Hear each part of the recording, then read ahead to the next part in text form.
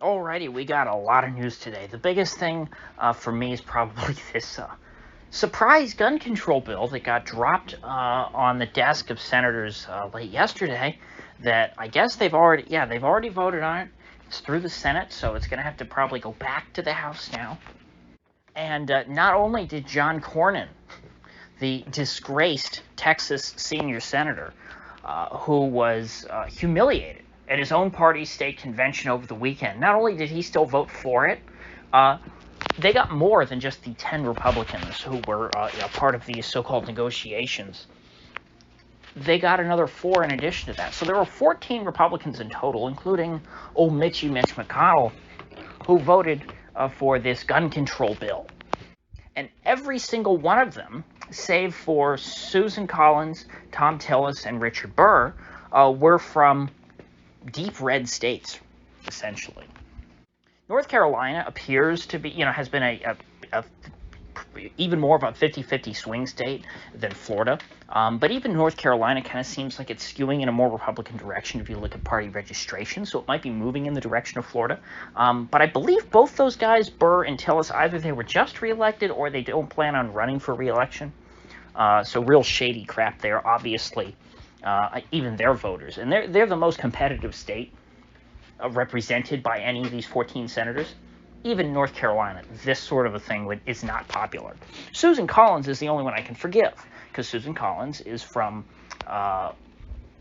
pretty much a blue state on the presidential level, although it's kind of it's becoming more competitive. Maine, certainly the 2nd congressional district, is very Republican, and there's a lot of very, very pro-gun people in Maine. Maine, I believe, has constitutional carry, so so among the Northeast, it's a very, very pro-gun state, more along the lines of Vermont and New Hampshire than Massachusetts or Connecticut. But still, we know who Susan Collins is. Susan Collins has always been a liberal Republican from a blue state. But the rest of these folks, it's beyond insulting to people who are loyal Republican voters, which I must say I do not count myself among them. I'm not one of these people who just goes out, and votes for Republicans. Like Rick Scott, for example. Rick Scott, he broke my trust. He took away my right to buy a gun after the Parkland shooting. I was I don't remember exactly how old I was, but I was between 18 and 21. So I had just gotten, I had the right when I turned 18 to buy a gun. And after Parkland, they raised the age to buy a gun to 21. And so I lost my right to own a gun, or to purchase a gun. I'm still allowed to own them. But I wasn't allowed to go out and buy a gun if I wanted to, thanks to Rick Scott. And I've never forgotten that. I don't think there's too many people who can point to a sitting politician and say, that person took away my right to bear arms. But Rick Scott did that in my case, and so I would never vote for him. But now there's a lot of other people between the ages of 18 and 21 who are from these deep red states represented by the 11 Republicans, the other 11 out of this 14. States like Louisiana, Kentucky in the case of Mitch McConnell, Texas, South Carolina, West Virginia, Ohio, Indiana. Those are just off the top of my head. They voted for this law, which is trying to make it much more difficult for people between the ages of 18 and 21 to purchase a gun. And under certain circumstances, I argue that the administrative state could be weaponized to potentially deny these people their right to bear arms entirely by slow rolling their background checks. But it seems to me that they did put some kind of a cap in this. It's not the normal 3-day cap. It seems to be a 10-day cap. And so you have an up to 10-day waiting period based on this bill. And again, well, it's tough to say based on this bill because I don't believe this is implementing anything at the federal level.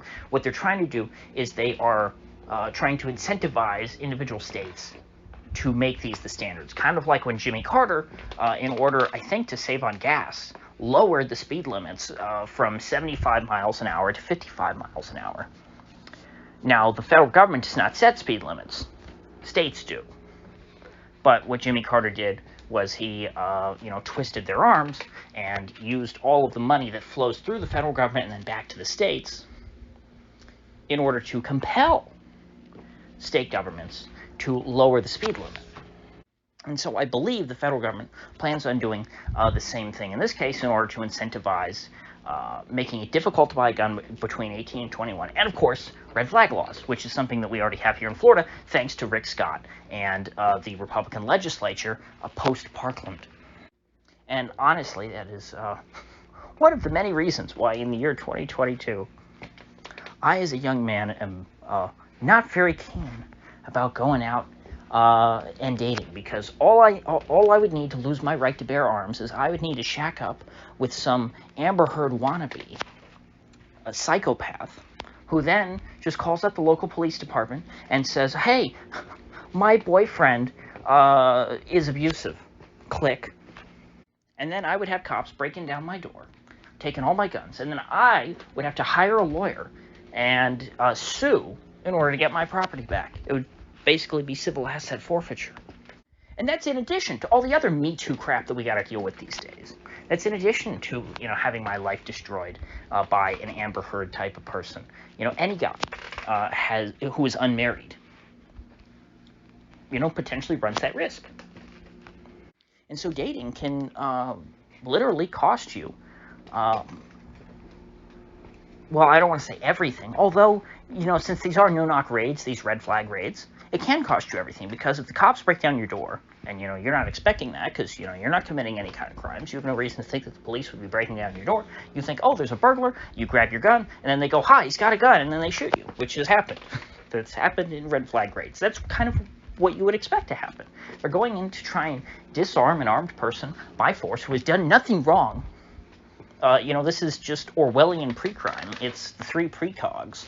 But instead of these, psychic deities living in some weird dystopian swimming pool or hot tub, you have crazy bipolar Amber Heard wannabes. And they just, they get it in their head, oh my gosh, he's going to commit a crime. Police, you have to stop him. And the next thing you know, you're dead. And so that's what all these red state Republicans voted for. You know why it was the red state Republicans that did it? Not even Rick Scott, who passed this same sort of stuff at the state level. He signed it into law. It's already in place in Florida. He couldn't vote for it at the federal level. You know why? Because even Rick Scott knows, hey, this stuff is really polarizing and unpopular. And if I vote for it, I might lose re-election because, Florida, it's kind of a swingy state. It's kind of competitive. I need to hold my base together, and I need every vote I can get. I can't afford to piss off my voters if I'm in a competitive state. But if you're in a deep red state, it doesn't matter, because those folks, they're so dumb, they're going to vote red no matter who it is. They'll vote for this Katie Britt or Katie Hill, whatever her name is, in Alabama. They'll vote for old Dr. Oz if he were in a red state, even though he's not. Dr. Oz is a whole nother problem. I don't want to get into him right now. They'll vote for Lisa Murkowski, who is an out-and-out liberal, even though she's in one of the reddest states in America. They'll vote for, Liz Cheney's gone too far. She's gone past the point of no return. Liz Cheney's not going to win again. But, hell, they'll vote for John Cornyn. He just got reelected last year. So did, I believe, the woman from West Virginia. Her name evades me at the time. Shelley Moore Capito. I think that's her name. Because senators, they're only elected every 6 years, and they know that by the time the next election comes around, all they'll have to do is scare you about the Democrats and go, "Oh, good, Democrats are bad. Don't remember anything I've done in the past." Hell, people keep re-electing Lindsey Graham. Lindsey Graham has been elected. I think he was elected to the House first. By people in South Carolina, very red state, since the 90s. And Lindsey Graham's the same man he's always been. He's a snake. He's a rat.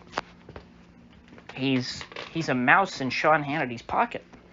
Mitch McConnell, hasn't he been in the Senate since 1980 something? And the state of Kentucky, they keep re-electing him, no matter how many times he stabs them in the back. So they do it because they hate you primarily, and second, because you let them get away with it. I'm talking to you, red state Republicans.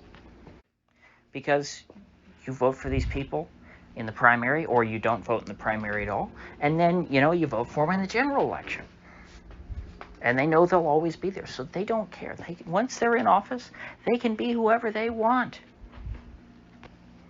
Now, on the bright side, I will admit that if I were a gun grabber, I would not be happy with this bill, because it is kind of a nothing bill in terms of actually grabbing guns right now. It's an incremental ratcheting up of tension. It's a turning of the screws on gun owners. I mean, it's not nearly as damaging as the executive actions that the Biden administration has taken against ammo. The first thing when the Biden administration banned Russian ammo, and then second now when they're banning Lake City ammo. Those are going to be much, in effect, they're going to be much greater infringements upon the Second Amendment, your actual right to exercise your right to bear arms, than what is being done by the Senate right now. Because at the end of the day, if you live like a hermit, will red flag laws harm you? Probably not, so there is a way to avoid that. And if you're over 21, does this stuff about, kids between 18, well, not kids, people between 18 and 21, is that going to affect you? Well, no. And so there are ways to avoid this. There's nothing in this bill that is going to stop you from getting, a normal 30-round mag or a 17-round mag for your pistol. It's not going to stop you. Nothing in this bill is going to stop you from buying ammo, from what I understand. And again, this is a brand new bill, so we don't know everything that's in it. I'm sure it's very vague. The ATF is going to interpret it to enable them to do whatever they want, but that hasn't happened yet. And of course, when Donald Trump becomes president again, which I think that's my base case, I'll put it that way. I don't think Joe Biden is going to be president come 2025. I do think that we will have a new president, and the most likely contender. Of course, we're still very far right now. The most likely person to become president is Trump at this point. If that is indeed the case, Trump will not repeal this. In fact, he will pile on more gun control, just like he did when he was president the first time. We got more gun control out of the Trump administration in 4 years than we did out of the Obama administration in 8. But the good news is that I think voters are much more engaged on this issue than they have been at any point in the past. And that's a good thing. Gun culture is alive and well in America. And so legislation, even while it attempts to hinder that, as long as it's still culturally relevant and alive, they can't eliminate it. Just look at a place like Yemen. I'm pretty sure that in Yemen, no matter which faction is ruling, of warlords is currently ruling over you, because that is a disputed territory at this point. I'm pretty sure all of the factions probably have strict gun control when it comes to civilians. And yet Yemen has, going back decades or perhaps centuries at this point, a very vibrant civilian gun culture. And so people there, they have guns. And as, times change, rulers come and go, people have held on to their guns there. And I think it's the same way in the United States. It's entrenched. We have more guns than people in private hands. And that's not going to change. They can make it more difficult. They can make it less convenient. They can try and deny it to people who are of lesser means. But at the end of the day, guns in America will always be around. And the fact that, that in the past, if there had been a big gun control push like this, they would not have gone for nibbling around the edges like with this bill. They would have gone for much bigger things. They would have wanted to resurrect, the 94 assault weapons ban again. But they've gotten beaten down on that so many times that at this point they wanted to throw up something new that didn't have as much built-in opposition, because people hear assault weapons ban, they know what that is, they're tired of hearing it. That's what I talked about a few weeks ago when Biden mentioned it. It's like, oh my God, that again? There's no chance.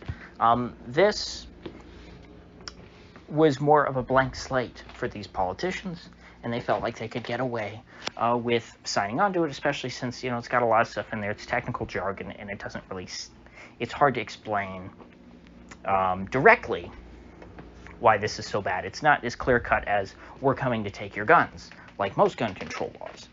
And so it's bad in that it's actually passed, and that it is an incremental infringement. But, it's just if you want to look at it this, in a more pessimistic or optimistic lens. At the end of the day, though, the Republicans are selling out their own voters again. And, as Tim Pool put, which I'm very happy to see how far Tim Pool's come on this issue. I remember back when Tim Pool was still an anti-gunner. The issue is not, how little of our freedoms are you giving away today. The Republicans should be, as if they're supposed to be truly the adversaries of the gun grabbers at the Democrat Party, the opposite position of let's take away the Second Amendment and gun rights. The opposite opinion of the Republicans shouldn't be, okay, well, let's do that, but not as much. The opposite opinion should be, no, let's strengthen the Second Amendment. Let's increase, the robustness of the right to bear arms. Let's do more to try to enable access to guns, not restrict it. Because that is, if we had a truly adversarial political system, rather than a uniparty, which generally, for better or for worse, thinks the same way, usually for worse, they all sort of have the same opinion on every issue. They're just sort of different flavors. It's like I was just saying yesterday. If I were an enterprising young Republican in Congress, I would be pushing a bill to actually try and make it easier for people to get guns. Something like, hey, why don't we set up some kind of facility or agency that procures guns and ammunition at wholesale prices, imports it into the country or purchases it from domestic producers, and then sells it back to the American people at that wholesale price. So you can have, discount guns and ammo for, lower income people or just everybody. Do something to try and make people's lives easier, make things cheaper. Make it easier to import ammunition. Make it easier, regulatory-wise, to manufacture ammunition. Don't ban Lake City ammo. That's a pretty easy thing that you could do. And it's funny, one of the guys who signed on to this gun control bill here, I believe was Roy Blunt of Missouri, who is, trying to intervene to stop the Biden administration, at least is what he claims, to stop the Biden administration from banning, the sale of Lake City ammo to the public. So there's a lot of progress that could be made. But at this point, I think as long as the United States exists in its current form, as a united country, I don't think that either side is going to win in the gun debate. The pro-gun people are not going to have an absolute victory. We're not going to roll back these restrictions. But the gun grabbers aren't going to be able to take away our guns either. And so if either side is going to be happy, we need at the very least a two-state solution. But frankly, I would prefer, a 50, 100, or 1,000-state solution.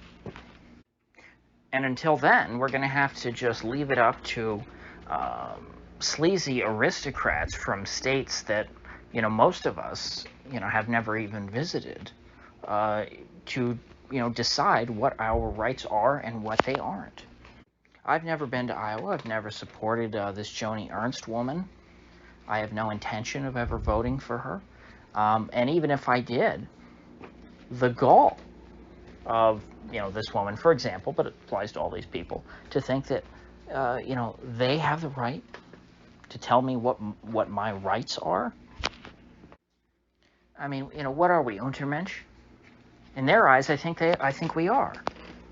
Otherwise, there's no way that, a man who views himself the equal of another man could, sit down and write out, with the force of law and determine what the rights of another man are and what they aren't.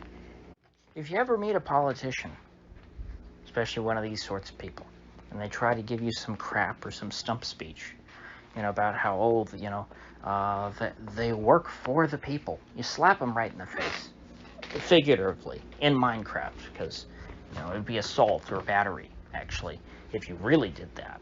But figuratively, slap them in the face. And ask them if they kiss their mother with that mouth. Because a public servant doesn't get to dictate what the public's rights are. So, I'll see you folks back here tomorrow.